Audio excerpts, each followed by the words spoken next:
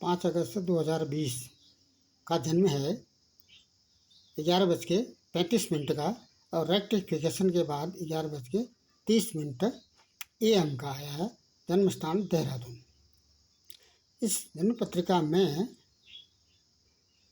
यह फल विचार स्पष्ट होता है, प्रेडिक्शन स्पष्ट होता है कि इसका जीवन सुखमय रहेगा और भाग्यशाली है, और शास्त्र का ज्ञान रहेगा, इलेक्ट्रॉनिक, औद्योगिक और विशेषज्ञ बनेगा। ये विद्वान भी होगा और परोपकारी होगा। ये कुछ गुण लक्षण इस जन्म पत्रिका में दिखाते हैं। इन्हीं 4-5 बिंदुओं को स्पष्ट करने के लिए कुछ आधार लिया गया है। जैसे जन्म के समय पर चंद्रमा जिस नक्षत्र में होता है, उस नक्षत्र के स्वामी ग्रह से ही उसकी महादशा प्रारंभ होती है। तो चंद्रमा जन्म के समय पर सदविषा नक्षत्र में है, तो सदविषा नक्षत्र के स्वामी राहु बनते हैं। तो ये इस समय इनकी महादशा राहु की चल रही है, और अंतर्दशा शनि की चल रही है। एक बात। दूसरा, अब हमने इस नक्षत्र का पद पता करना है। जैसा कि प्रत्येक नक्षत्र के 4 चरण होते हैं, सीधे आते हैं। चंद्रमा 11 नंबर की राशि में है। ये जन्म पत्रिका है, चंद्रमा 11 नंबर की राशि में है। 11 नंबर की राशि के स्वामी शनि बनते हैं, तो राशि स्वामी तो इसमें शनि बन गए हैं। और नक्षत्र इसका सदविषा नक्षत्र कैसे आया है, इसको देखने के लिए सीधे 11 की जो राशि है उसका दूना कर देते हैं, उसमें 1 जोड़ देते हैं, तो 11 दूनी 22 और 23वां नक्षत्र से प्रारंभ होगा। जो 11 नंबर की राशि है, कुंभ राशि का प्रारंभ 23वें नक्षत्र से प्रारंभ होगी।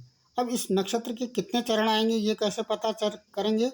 इसको पता करने के लिए जैसा कि 4-3-2-1 मतलब मेष राशि से प्रारंभ करेंगे। 4-3-2-1 4-3-2-1 से इसको हम चलते हैं। तो यदि हम इसको अंगुली में गिनती करते हैं तो 4-3-2-1 4-3-2-1 4-3-2, तो इसमें 2 चरण आएंगे। कौन से नक्षत्र के आएंगे 2 चरण? 23वें नंबर के नक्षत्र के। 23वें नंबर का नक्षत्र क्या है?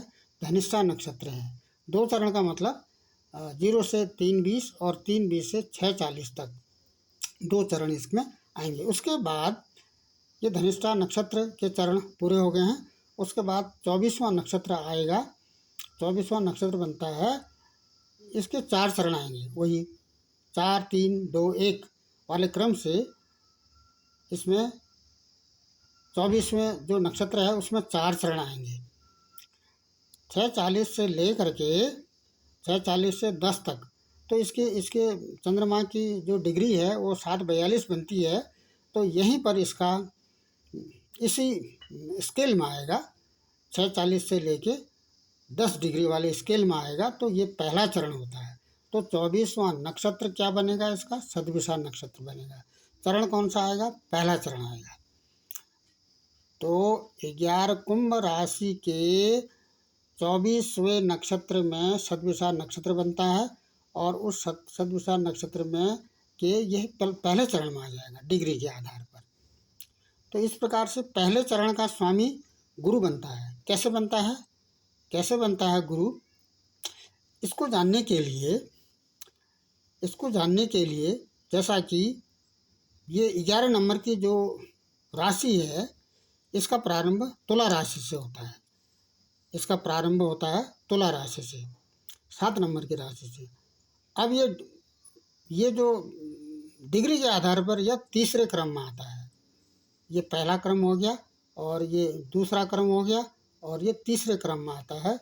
तो 7 का तीसरा 7, 8, 9 होगा, 9 नंबर की राशि होगी। तो ये नवांश में 9 नंबर की राशि में आएगा। 9 नंबर की राशि के स्वामी गुरु बनते हैं। तो इस तरह प्रथम चरण के स्वामी गुरु बन गए।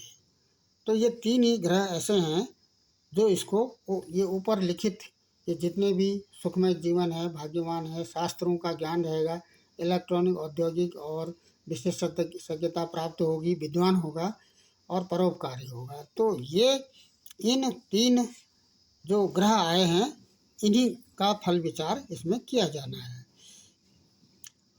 इस समय महादशा राहु की चल रही है, जैसा कि इससे पहले भी कहा गया है। जन्म के समय पर चंद्रमा जिस नक्षत्र में होता है उस नक्षत्र के स्वामी से ही उसकी महादशा प्रारंभ होती है। तो जन्म के समय पर चंद्रमा सदविषा नक्षत्र में है, सदविषा नक्षत्र के स्वामी राहु बनते हैं। वही केशु आचम व राजु सबु वाले जो क्रम है उससे मेष होगा कि यहाँ से अश्विनी से के से प्रारंभ होगा, अश्विनी भरणी कृतिका रोहिणी मृगशिरा आर्द्रा पुनर्वसु पुष्य आश्लेषा, इस तरह से हम चलते हैं। तो यह इसके जो स्वामी बनते हैं वो राहु बनते हैं।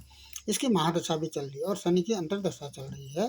तो ये जो दोनों ग्रह हैं ये अच्छा फल देंगे या बुरा फल देंगे, इसके लिए D1 चार्ट में आते हैं।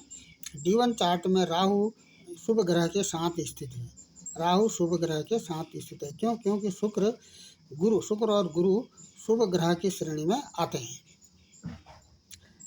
अब जैसा कि जन्म के समय पर सूर्य से चंद्रमा, ये सूर्य का ये सातवां डिस्टेंस ये है, यहाँ से ये कृष्ण पक्ष प्रारंभ हो गया। तो कृष्ण पक्ष की ये द्वितीया में इस जातक का जन्म हुआ है, इस बालक का जन्म कृष्ण पक्ष की द्वितीया में हुआ है। इसको कुंडली को देखकर भी हम इसका स्पर्श कर सकते हैं। अब यहाँ पर बुध के आगे सी लिखा है, क्या मतलब हुआ इसका? कम्बस्ट। कम्बस्ट का मतलब ये बुध अस्त हो गए हैं।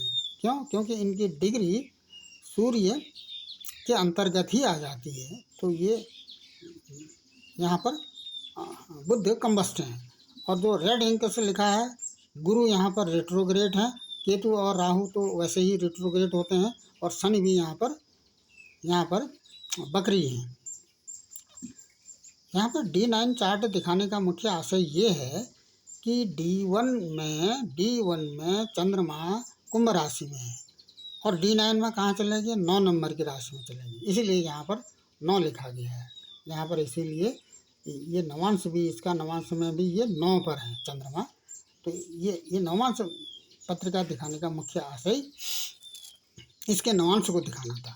अब ये D24 दिखाने का मतलब ये है कि ये इस जन्म पत्रिका में चंद्रमा डिग्री के आधार पर मातृकारक है, मातृकारक ग्रह बनते हैं और D4 में यह पंचम भाव में है और उसी राशि में है। तो इनका जो डेट ऑफ बर्थ रेक्टिफिकेशन है वो इस आधार पर 11:30 AM का बनता है।